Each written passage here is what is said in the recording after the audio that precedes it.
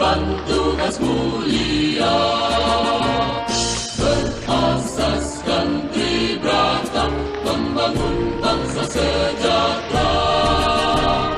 Polisi Indonesia dituntut tugas sempurna, penegakan hukum negeri menjadi pandu pertiwi. Etos kerja selalu ku kobarkan, kemampuan ku kembangkan, kemanusiaan selalu ku pancarkan, dengan iman teguh ikhlas.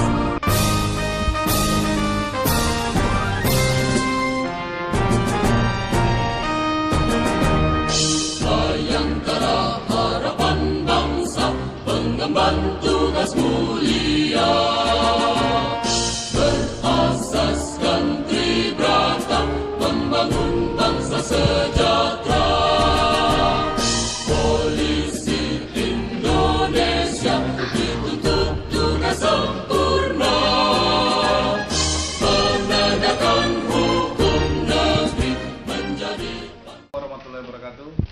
Rekan-rekan media di sini hadir, selamat datang Gus Rohim dari Pondok Pesantren Romli, Gus Romli dari Pondok Pesantren serta rombongan Gus Ibnu, Gus Hamam dari Amga, Pak Kapolsek, Pak Waka dari jajaran Intel KUB, termasuk dengan Ansor untuk melurus.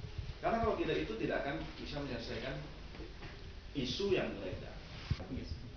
Intinya ini gara-gara program Triwulan. Tidak ada yang menyatakan bahwa ada huru-hara setelah wilayah, itu tidak ada. Itu hoax semua. Kalau saya pernah menerangkan bahwa jika setelah Ramadan yang ada meteornya, maka dunia akan huru-hara selama 3 tahun, kemarau 3 tahun, itu ada hadisnya. Setelah itu Dajjal, setelah Dajjal kemudian Nabi Isa dan seterusnya. Itu yang saya terangkan. Kalau masalah ada isu katanya saya memberi fatwa huru-hara sebelum Pilpres atau menjelang Pilpres, itu hoax semua. Itu gorengan dari orang yang tidak bertanggung jawab. Jelas ya? Terkait penjualan aset, Pak. Iya. Persiapan seperti itu. Jadi di pondok kami ini sudah 3 tahun berjalan program Triwulan untuk menyongsong meteor.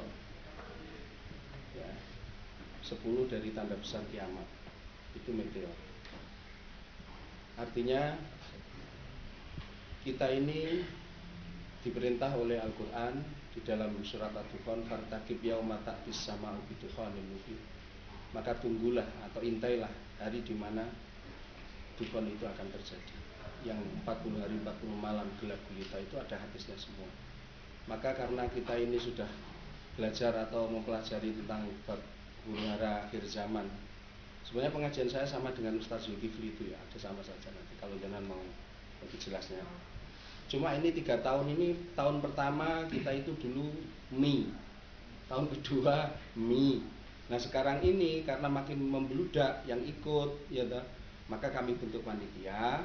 Maka bagi mereka yang mau ikut triwulanan itu untuk menyongsong itu, maka kami hitungkan karena ada hadis kalau itu terjadi Anda harus siap makanan 1 tahun minim itu. Makanya tiap orang kalau mau mengungsi ke pondok, ya toh, itu diwajibkan untuk membawa makanan sendiri-sendiri.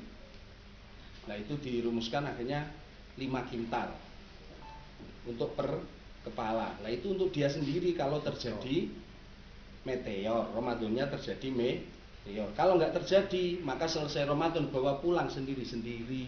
Itu sudah 3 tahun.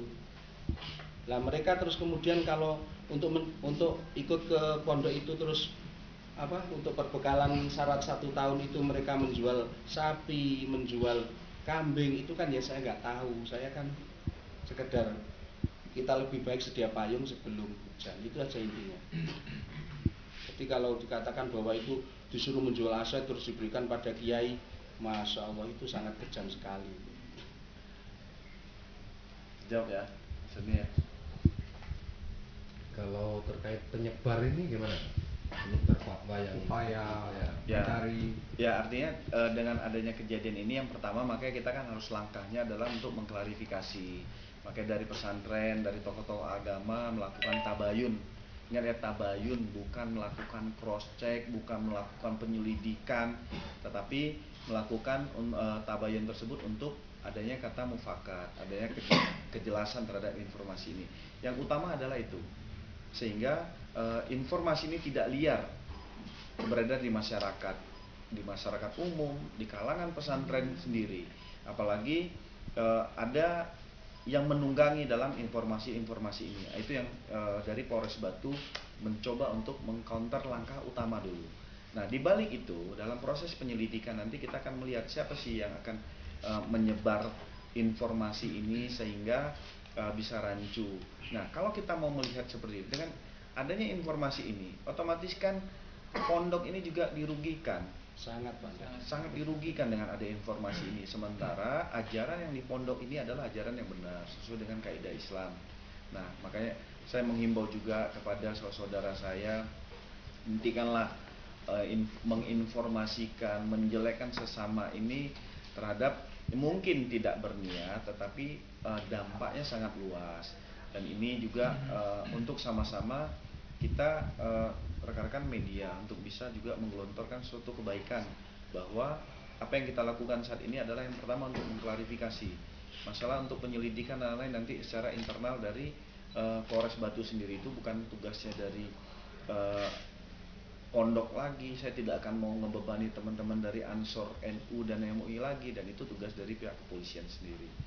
Nah, mungkin nanti dari Gus Ibnu ataupun Gus Hamam bisa menjelaskan juga. Kebetulan beliau-beliau ini adalah tokoh agama dan pemilik pondok pesantren yang ada di Dusun Pait, Kasembon juga, dan kemarin juga menghadiri dalam itikat baik untuk melakukan tabayun ya, termasuk saran masukan dari beliau-beliau ini juga. Nah, ini untuk sementara ini memang apakah ada kesalahan persepsi terhadap ceramah atau memang ada sengaja untuk dipelintir atau seperti apa? Tidak ada kesalahan persepsi terhadap ceramah. Tadi sudah disampaikan oleh Gus Romli bahwa jika di dalam Al-Quran itu diajarkan ada 10 tanda besar akan kiamat, itu meteor. Nah, jika terjadi meteor itu kita membawa bekal sendiri kan.